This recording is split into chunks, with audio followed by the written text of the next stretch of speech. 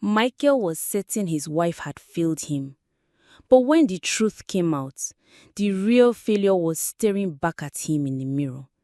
For 7 years, he chased in one thing he thought would make him a real man, a son. And for 7 years, he pushed away the women who loved him most. But the day the truth arrived, it didn't just break his pride, it destroyed his life. Michael Okoro believed that without his son, a man was nothing more than a tree without roots. In the bustling town of Umuahia, where the morning sun kissed the red earth and the sound of grinding corn filled the air, Michael sat on his wooden stool watching his wife Esther sweep her small compound. Her movements were graceful, like a dancer following an ancient rhythm, but Michael's eyes held no warmth as they followed her. "Esther," he called, his voice cutting through the peaceful morning like a machete through palm fronds. She stopped sweeping, dust particles dancing in the golden sunlight around her.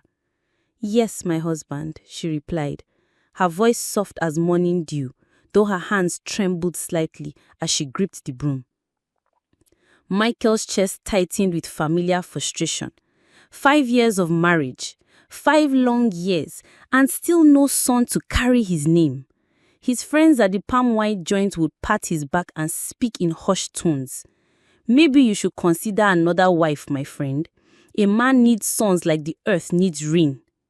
The memory of yesterday's conversation with his mother burned in his mind like pepper in an open wound. "Michael, my son," she had said, her weathered hands gesturing dramatically. "Your father's spirit is restless. Where is the grandchild to pour libation on his grave? Where is the boy to continue our lineage?" Esther approached him slowly, her wrapper swaying gently in the morning breeze. She knelt beside his stool, placing her hand on his knee. Her touch was warm, familiar, but Michael pulled away as if stung by a scorpion. "The women in the market are talking again," Esther whispered, her voice breaking like dry leaves underfoot. "They say I am cursed. They say the gods have closed my womb because of some sin I committed." Michael stood up abruptly, his wooden stool scraping against the concrete floor. The sound echoed through the compound like thunder before a storm. "I have been patient," Michael continued, pacing like a caged leopard. "I have waited and hoped and prayed to every god whose name I know. But 5 years, Esther, 5 years of disappointment." In the distance, their 3 daughters' laughter rang out under the mango tree, their voices light as birdsong, innocent of the storm brewing in their father's hearts. 3 months later, the compound that once echoed with laughter had become as quiet as a cemetery at midnight. Michael's mother, Mama Okoro, arrived that Tuesday morning like a storm cloud heavy with rain. Her wrapper was tied so tightly around her waist it seemed to cut her in half, and her head tie sat on her head like a crown of judgment. She moved through the compound with the authority of a queen returning to her throne. "Esther," she called, her voice sharp enough to cut glass. "Bring me water to wash my hands, and make sure it's clean water, not the type you use to deceive my son." Esther emerged from the kitchen, her once bright eyes now dull like stones at the bottom of a muddy river. Her wrapper hung loosely on her frame. She had grown thin, as if worry was eating her from the inside like termites in wood. "Good morning, Mama," she greeted, kneeling to show respect. But Mama Okoro's eyes remained cold as harmattan wind. "There is nothing good about any morning in this house," Mama Okoro replied, accepting the wall of water with a grunt. "A house without male children is like a tree without fruit, useless and shameful." Michael appeared from behind the house, his shirt stained with palm oil from the tree he'd been tapping. His movements were heavy, like a man carrying invisible stones on his shoulders. When he saw his mother, something shifted in his expression, like a hardening, like mud baking under the scorching sun. "Mama, you came," he said, but there was no joy in his voice. "Yes, I came, because somebody has to speak the truth in this house." Mama Okoro dried her hands and threw the towel at Esther's feet. Michael, my son, how long will you continue to deceive yourself? The words hung in the air like smoke from burning trash, acrid and suffocating. Esther felt her heart hammering against her ribs like a trapped bird fighting to escape. "Mama, what are you saying, Michael?" asked Michael, though his voice suggested he already knew. "I am saying that a barren woman is like a broken pot. No matter how beautiful it looks, it cannot hold water." Mama Okoro's eyes blazed with conviction. "I have found you a new wife. Patience, the daughter of Chief Inwoke. She is young, strong, and from a family where women birth sons like palm trees bear fruit." The compound spun around Esther like she was caught in a whirlwind. The ground beneath her feet seemed to crack and crumble. "Mama, please," she whispered, her voice barely audible above the pounding of her own heartbeat. "I am still trying. The gods have not closed my womb forever." "The gods," Mama Okoro laughed, but it was a sound without humor, like hyenas cackling over carrion. "Which gods? You have been trying for 5 years. 5 years. In 5 years, a good woman would have produced an army of sons." Michael stood frozen, watching his wife's face crumple like paper in fire. But something dark had taken root in his heart, fed by years of shame and disappointment. The memory of last week's humiliation at his friend Emeka's son's naming ceremony burned fresh in his mind. All the men had sons to boast about, all except him. Maybe Mama is right," Michael said slowly, each word falling like hammer blows on Esther's breaking heart. Esther's knees hit the ground as if her legs had turned to water. The red earth was cool against her palms as she collapsed, her body shaking like a palm frond in a storm. "Michael, please," she sobbed. "I love you. Our daughters love you. We are a family." But Michael had already turned away, his mind made up like concrete setting in the sun. "Pack your things, Esther," he said, his voice as cold as the harmattan wind. "My mother is right. I need sons." The sound of Esther's crying rose into the afternoon air like smoke from a funeral pyre, and somewhere in the distance thunder rumbled ominously, as if the gods themselves were weeping for what was about to happen. But what Michael didn't know, what no one knew, was that fate had already begun weaving a different story, one that would soon turn his world upside down. 2 years had passed since Michael divorced Esther, and the compound that once knew laughter now echoed with a different kind of silence. Patience, his new wife, moved around the house like a shadow with purpose. She was everything his mother had promised: young, beautiful, with hips that swayed like palm branches in a gentle breeze. Her skin gleamed like polished ebony, and when she smiled, which was often in those early days, her teeth flashed white as fresh coconut meat. "My husband," Patience would call sweetly each morning, bringing him breakfast on a wooden tray painted with bright colors. "I have prepared your favorite yam porridge with dried fish and palm oil that tastes like sunshine." Michael would smile and nod, feeling the warm satisfaction of a man who had made the right choice. Surely, this woman would give him the sons he desperately needed. Her very name suggested that she would wait for him, serve him, and most importantly, bear him male children like a fertile field yields abundant harvest. The wedding had been magnificent. The whole town of Umuahia had celebrated with drums that thundered like approaching storms and music that made the earth itself seem to dance.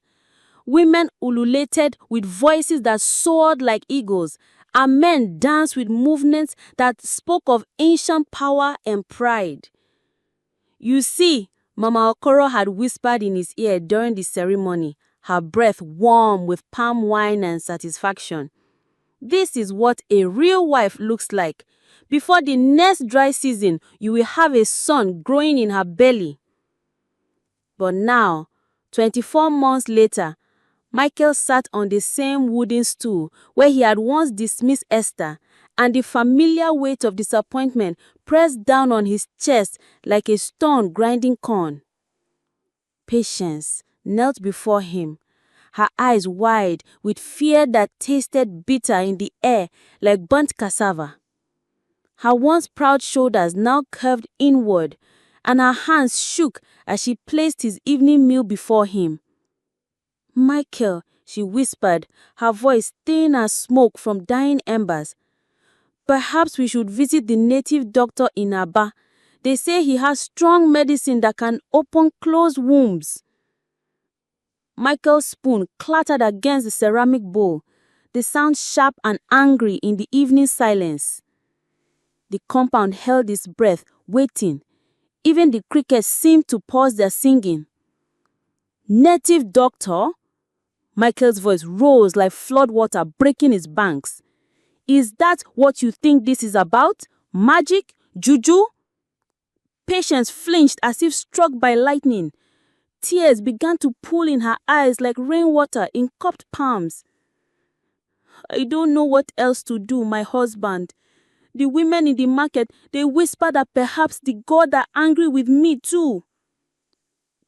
The irony hit Michael like a palm fruit falling from great height.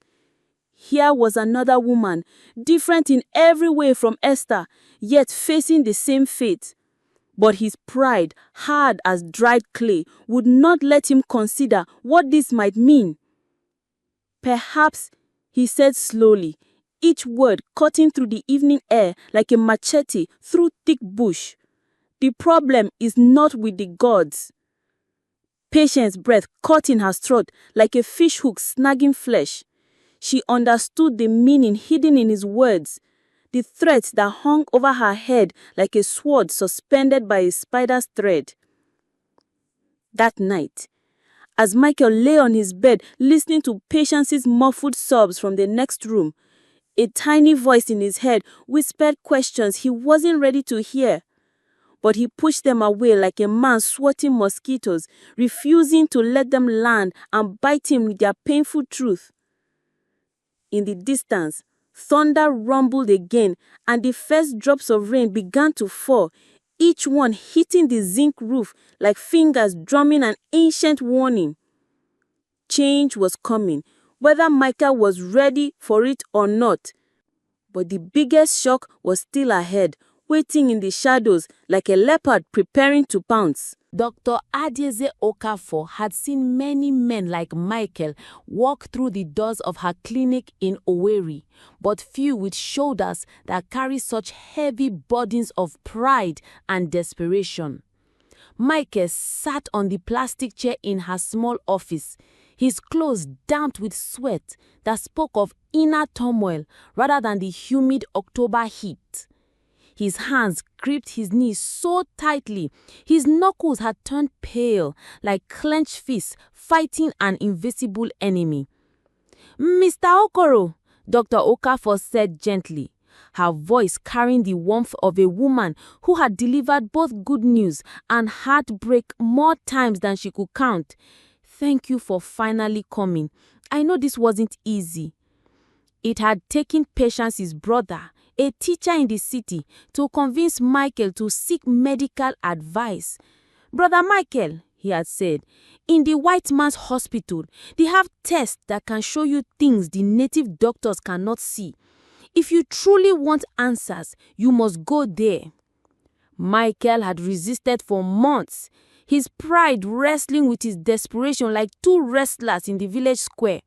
But when Patience's monthly bleeding came again last week, something inside him had finally cracked like a dry pod splitting open. "Doctor," Mike's voice came out rough as sand against wood. "2 wives, 5 years with the first, 2 years with the second, 7 years total, and still no son. The gods must truly hate me." Dr. Okafor adjusted her glasses and opened the brown folder on her desk. inside were test results that would change Michael's life forever. Numbers and medical terms that carried the weight of truth like stones carry weight. "Mr. Okoro," she began carefully, "I have the results of your tests here, both yours and your wife's." Michael leaned forward, his heart hammering against his ribs like a woodpecker attacking a tree. The air in the small office suddenly felt thick as palm oil, making it hard to breathe. "The good news," Dr. Okafor continued, "is that your wife Patience is perfectly fertile. Her reproductive system is functioning normally." Relief and confusion washed over Michael's face like competing rivers meeting at a crossroads. "Then why?" Dr. Okafor's next words fell into the room like boulders rolling down a mountainside. "Mr. Okoro, the issue is with your sperm count and motility. We have what we call severe oligospermia, which means very few healthy sperm. The likelihood of you fathering children naturally is extremely low." The world tilted around Michael like a house built on shifting sand. The plastic chair creaked under his weight as he gripped its arms, trying to anchor himself to something solid while his entire understanding of reality crumbled. But my first wife, she had daughters, 3 daughters." "Yes," Dr. Okafor nodded, her expression gentle but firm. "And I need to ask you directly, are you certain those children are biologically yours?" The question hit Michael like lightning striking a tree, splitting it clean down the middle. His mouth opened and closed like a fish gasping for water, but no words came. Images flashed through his mind, Esther's guilty glances, the way she sometimes jumped when he came home unexpectedly, how the girls looked nothing like him but resembled his late brother Emmanuel, who had often visited their home. "This condition," Dr. Okafor continued, "is usually genetic or caused by factors present from birth. It's not something that develops suddenly. You've likely had this condition your entire adult life." Michael stood up abruptly. The chair scraped against the concrete floor like fingernails on a chalkboard. His legs felt weak as palm wine, threatening to collapse under the weight of this revelation. "You are telling me," his voice shook like leaves in a storm, "that I divorced my wife for nothing?" The silence that followed was so complete it seemed to swallow all sound from the world. Outside, car horns honked and people called to each other, but inside that small office, truth sat between them like an unwelcome visitor who had brought devastating news. Dr. Okafor's voice was soft as cotton when she finally spoke. "Mr. Okoro, I'm truly sorry. If you had come for tests years ago..." But Michael was no longer listening. His mind was racing backwards through time like a river flowing uphill, revisiting every harsh word he had spoken to Esther, every moment of blame he had heaped upon her innocent shoulders. The memory of her tears, her pleas, her desperate attempts to make him understand that she loved him regardless of children, all of it crashed over him like a tsunami of regret. He stumbled out of the clinic into the busy Owerri street, where the honking of cars and shouting of traders seemed to mock his devastation. The sun beat down mercilessly, but Michael felt cold as morning dew, shivering with the magnitude of his mistake. The journey back to Umuahia felt longer than the road to Lagos, each mile stretching like the distance between earth and sky. Michael sat in the back of the commercial bus, his head resting against the window as the familiar landscape blurred past. Palm trees that seemed to wave accusations at him. Red earth that looked like spilled blood in the evening light. His phone had buzzed 17 times since leaving the clinic. Patience calling, probably wondering where he had gone. But how could he face her now? How could he look into her eyes knowing that he had blamed her for something that was his fault all along? The bus pulled into Umuahia as the sun was setting, painting the sky the color of dying embers. Michael walked through the streets he had known all his life, but everything looked different now. The buildings seemed to lean inward, as if whispering about his shame. The people's faces appeared to hold knowledge of his failures. When he reached his compound, he found Patience sweeping the same spot Esther used to sweep. The sight hit him like a physical blow. doubling him over with grief so sharp it felt like a knife between his ribs. "Michael!" Patience dropped her broom and ran to him, concern written across her face like words in the sand. "Where have you been?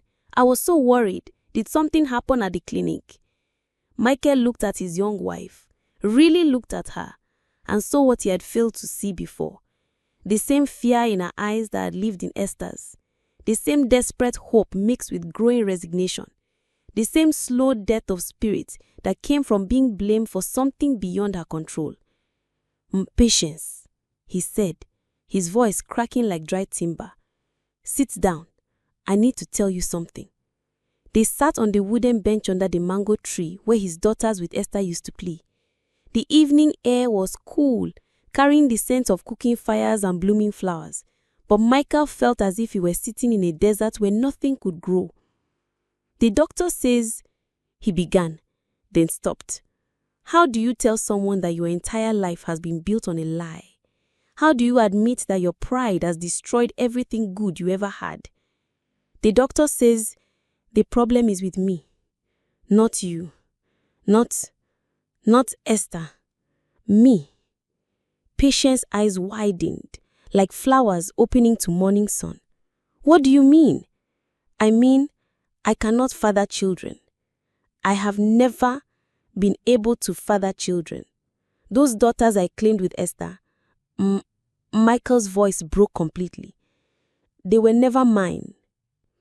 The truth hung between them, like smoke from burning incense, acrid and choking.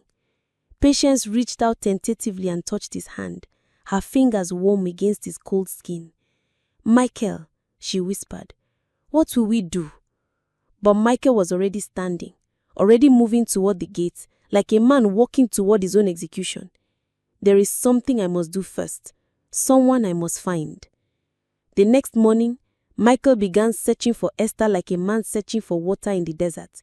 He asked at the market where she used to buy vegetables. He visited her sister's house in Aba.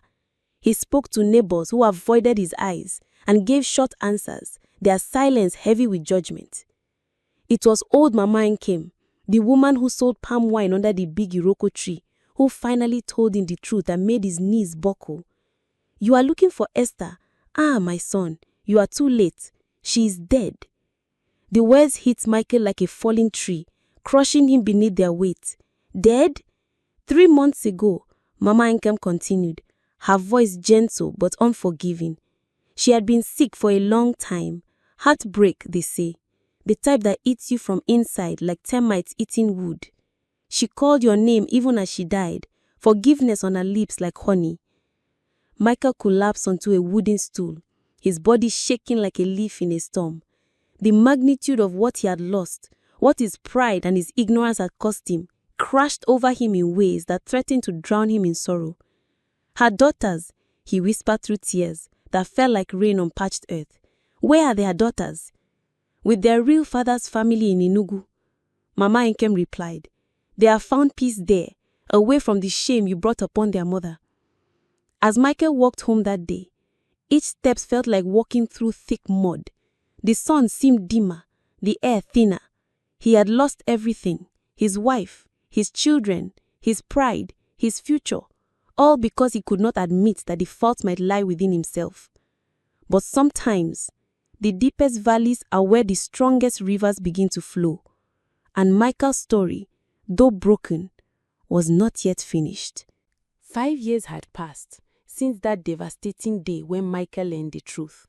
And the man who sat under the Iroko tree teaching village children was barely recognizable as a proud, stubborn husband who had once divorced his wife for not bearing sons. Michael's hair had grown grey at the temples, and his face bore lines carved by years of regret and hard-won wisdom. But his eyes, once hard as stones, now held a gentleness that drew people to him like moss to lamplight. "Teacher Michael," called little Chioma, a 6-year-old girl with bright eyes and gap-toothed smile. "Tell us again about the man who planted the wrong seeds." Michael smiled, adjusting his position on the wooden stool that had become his teaching chair. Around him, a dozen children sat cross-legged on woven mats, their faces eager as flowers turning toward the sun. "Ah, Chioma," Michael said, his voice warm as palm wine shared among friends. "You want to hear about the foolish farmer again?" "Yes," the children chorused, their voices rising like bird songs at dawn. Michael had become the village storyteller, teaching children lessons through folk tales that carried wisdom like rivers carry water to thirsty land. But his favorite stories were the ones that came from his own painful experience, transformed into parables that could guide others away from the rocks that had shipwrecked his own life. "There once was a farmer," Michael began, his voice taking on the rhythm of ancient storytelling, "who planted seeds in his field, but when no crops grew, he blamed the rain, the soil, the sun, everyone and everything except his own seeds." As he spoke, Michael's eyes found Patience in the distance, hanging close on the line behind their small house. She had stayed with him through everything, through the revelation, through the breakdown, through the long journey toward becoming a better man. They had never had children together, but they had built something else, a love based on truth rather than expectations, service to others rather than selfish desires. When the story ended, and the children scattered like seeds on the wind, Michael walked slowly toward home. His steps were measured now, deliberate. He had learned to walk carefully through life, to consider the weight of his actions before taking them. "Patience," he called softly as he entered their compound. She emerged from the kitchen, older now, but still beautiful, her face holding the serene glow of a woman at peace with her choices. "How was school today?" she asked, using her pet name for his storytelling sessions. "Good," Michael replied, taking her hands in his. "The children are learning, and so am I, every day." They stood together in comfortable silence, watching the sun set over Umuahia. In the distance, the sound of children playing drifted on the evening breeze. Not their children, but children they had helped raise through Michael's teaching and Patience's work at the orphanage. "Do you ever wonder," Patience asked quietly, "what would have happened if we had known the truth from the beginning?" Michael considered this, as he had countless times over the years. "I think," he said finally, "that some lessons can only be learned through breaking. Some wisdom can only come through losing everything and finding out what truly matters." A young man appeared at their gate, Joseph, one of Michael's former students, who had grown up to become a teacher himself. He approached with the respectful pace of someone seeking counsel. "Teacher Michael," he said, bowing slightly, "I need your advice. My wife has not conceived after 2 years of marriage, and my family is suggesting—" Michael held up a gentle hand, stopping the familiar words before they could poison another young heart. "Joseph, my son, sit down. Let me tell you about the most important lesson I ever learned. The day I discovered that the problem I spent years blaming on others was actually within myself." As the stars began to appear in the darkening sky, Michael began to share his story, not as a teacher lecturing, but as one broken man offering hope to another one. He spoke of pride that blinds, love that forgives, and the painful but necessary journey from blame to understanding. "The truth, Joseph," Michael concluded, "is that real strength comes not from pointing fingers at others, but from having the courage to examine our own hearts first. A wise man seeks to understand before demanding to be understood." Joseph nodded slowly, tears glistening in his eyes like dewdrops catching starlight. "What should I do, teacher?" "Go home to your wife," Michael said, his voice carrying the authority of hard-won wisdom. "Hold her close. tell her you love her regardless of children. Then together, visit the medical doctor. Seek knowledge instead of blame. Build your marriage on truth, not on expectations that may be impossible to fulfill. As Joseph left, Patience moved closer to Michael, resting her head against his shoulder. "You have become the man Esther always knew you could be," she said softly. Michael closed his eyes, feeling the truth of those words settle into his heart like rain soaking into thirsty earth. He had lost so much: his first wife, his assumed children, his pride, and his ignorance-fueled certainty about life. But in losing everything false, he had found something real: the ability to help others avoid the devastating mistakes that had once defined his own story. Before you blame others for problems in your life, have the courage to examine yourself first. Pride blinds us to our own faults, but wisdom comes to those humble enough to seek the truth, even when it's painful.